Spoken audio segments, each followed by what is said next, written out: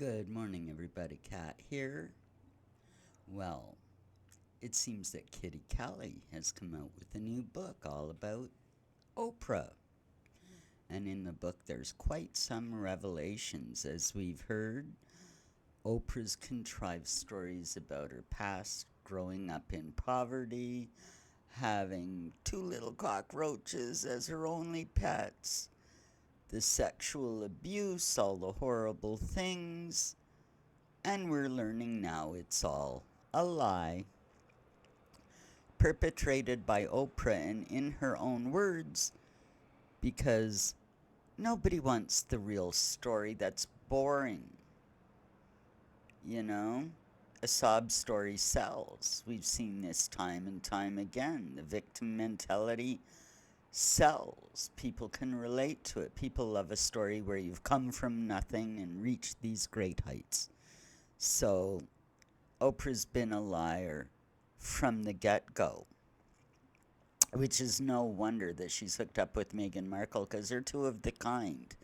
You know, Oprah didn't mind that Meghan lied because she knows it sells. And Oprah's had some pretty shady associations all the way along, so it's not surprising. She's got no moral ground. She is only interested in the money. She's only interested in what sells. That's it. The truth is irrelevant, really. And look at Oprah now. She's a billionaire. She's known all over the world. She's another person that, you use the first name, everybody knows who you're talking about. And you gotta wonder, well, how did Oprah get to the position she's in now? Got a little bit of Oprah history for you. Um, Oprah started out in Baltimore in 78, way back when. And she eventually landed a job in Chicago.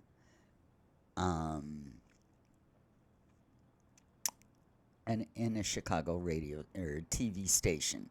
And she was doing a crappy little half an hour morning show. After a while, she got her daytime show, but it was only local in Chicago. Now, one of her good friends at the time, a friendship that she cultivated, much the way that Meghan Markle cultivates. Oprah cultivated a friendship with Maria Kennedy Shriver, one of the deeply Democratic Kennedy clan at the time. Maria was working as a journalist, and the Kennedys had a lot of clout back then. So, with her associations, Oprah lands her daytime talk show at the time in 1984, actually January 2nd, 1984. Her show first aired at WLS in Chicago. And I have a little bit of personal history with this because I was actually down at college just outside of Chicago during that time. And so you gotta wonder, how did a pretty much unknown local news presenter even get a daytime show? Well, the Kennedy connection, for one. And you gotta look at the tenor at the times, what was happening in the States, and really around the world at the time. You had Ronald Reagan as president. In Britain, you had Margaret Thatcher. It was the rise of conservatism, the moral majority in the United States, and the Democrats had taken quite a hit. And at the time, there wasn't a national black woman on TV. It just wasn't there. And the Democrats needed someone. They needed a voice for their agenda. And Oprah was a likely candidate for that. And I mean, you may say, oh, it all sounds so contrived and that just doesn't happen. Well, I'll tell you, nothing happens. Nothing's an accident. Oprah just didn't rise to fame out of her glorious presenting style. She was a needed commodity at the time, and she was in the right place at the right time, knew the right people and the right connections, and shazah, she's got a show. Her show went national on September 8th, 1986. And she was in everybody's living rooms. And right from the start, she pushed the Democrat agenda. Right from the beginning, she was a useful player for the Democrats.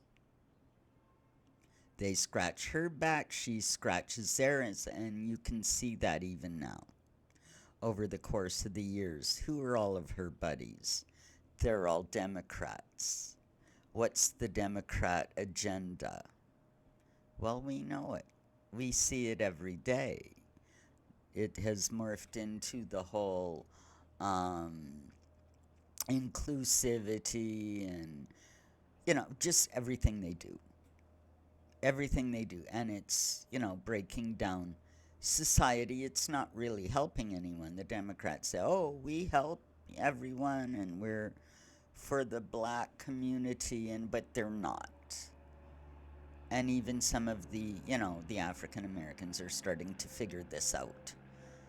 They're really not. They use them to push an agenda, and, they use and abuse. Look at Oprah's associations over the years. She's been in cahoots with some pretty shady characters. Remember Bible John, or whatever his name is, that so-called prophet that she pushed and exalted and had on her show, and then it turns out he's a horrible sexual molester, abuser of women. So she had to cut her association with him pretty quick, but for a couple of years there, he was in her circle. She was friends with Harvey Weinstein. Look at what kind of a creep in Hollywood he's been. She was associated with a name you might not know that well, but check it out. Peter Nygard. He was another one of our island-owning sexual abusers like Jeffrey Epstein. Oprah actually did a show, not on his property, but near it. And I mean, in the intro, that's all she talked about. Oh my God, Nygard Island, and it's beautiful, and this and that. So she'd obviously met him. She's obviously been there. Yeah, John of God, that was the guy's name. Yeah, her school that she built in Africa, and all the scandals that came out about that. Child abuse, dead babies in backpacks. I mean, horrible things. She had to disassociate herself with that and not talk about it so much. So Oprah has been just mired in controversy from the beginning. She's not a good person. I've heard even worse things said about her, but I can't corroborate them, so I won't repeat them here. But much the same kind of things that you hear people like Jeffrey Epstein and other elites have been up to. I've heard those rumors. I don't know. but she does have those associations. So the fact that she's tangled up with somebody like Meghan Markle is no surprise to me. Meghan's a grifter. Oprah's an opportunist. She'll do anything to push the agenda. This is why I think Oprah really hitched her wagon to Meghan. This whole thing about promoting Meghan for a political career sometime in the future, well, that fits the Democrat agenda. That fits Oprah's agenda. Now, I don't think there's a cold chance in hell of that ever happening, because Meghan would not pass the scrutiny of being any kind of candidate for political office. I just don't think it's going to fly. Although we have, Biden as president of the United States, so I guess anything can happen. It's pure insanity. But this is why that interview Oprah did with Meghan and Harry, that was full of lies, and Oprah never called her on any of it. She's never come out and refuted anything or tried to justify or question anything that happened in that interview. And the reason is that Oprah's been a liar since day one. Oprah lied about her past, just like Meghan has. Oprah's lied about everything under the sun, just like Meghan has. They're two peas in a pod. And now they're strung together in this sort of unholy union. Oprah wanted Meghan because she knew there was money there. Meghan wanted Oprah because that kind of an association could bring her a worldwide platform. So the two of them are in this dirty little mess together. And they're both the same kind of horrible, amoral, nasty, nasty people. And I hope, as Meghan's star falls, that Oprah's does too.